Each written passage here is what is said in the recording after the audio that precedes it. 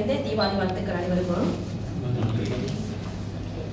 இது என்னுடைய முதல் இலக்கண மதிப்பீடு செய்வதனால தவறுகள் இருந்தால் நான் என்ன மன்னிக்கணும். ஆனால் இன்றைக்கு உள்ள சொல் தீபாவளி என்ற சொல்.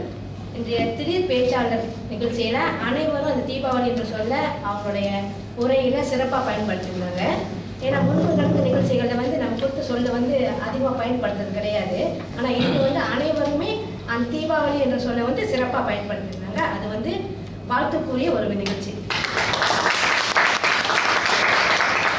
அடுத்து எனக்கு தெரிந்த சில சொற்களை நான் உங்களுக்கு அறிமுகப்படுத்தான்னு அதாவது தவறாக சொல்லிய சொற்களை திருத்தி சொல்வதற்கு சயின்டிஃபிக் விஞ்ஞான பூர்வமாக அல்லது அறிவியல் பூர்வமாக அப்படின்ற வார்த்தையை பயன்படுத்தலாம் சயின்டிஃபிக் பதிலாக.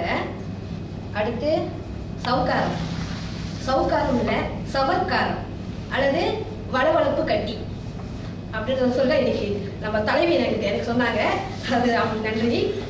அடுத்து நம்மளோட, நம்மளோட இல்லை நம்முடைய, நம்முடையன்ற வார்த்தையை பயன்படுத்த முயற்சிக்கலாம். ஆனால் வழக்கமாக இந்த நம்முடையன்ற வார்த்தையை நம்ம பயன்படுத்தினா நம்ம பேசும்போது நம்மளே ஒரு மாதிரி பார்ப்பாங்க, என்ன அப்படி சுத்தமாக பேசுகிறாங்களே அப்படின்னு. ஆனால் நம்ம இங்கே இருக்கும்போது அதை பயன்படுத்த முயற்சிப்போம். ஓகே ஓகே எடுத்துங்க.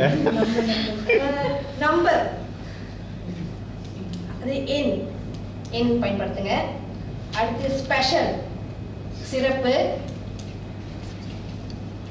கொண்டாடணும், கொண்டாடணும்ல கொண்டாடினோம், கொண்டாடணும் கொண்டு நரகாசுரனை தான் கொண்டுறோம்ல நம்ம கொண்டாடினோம்.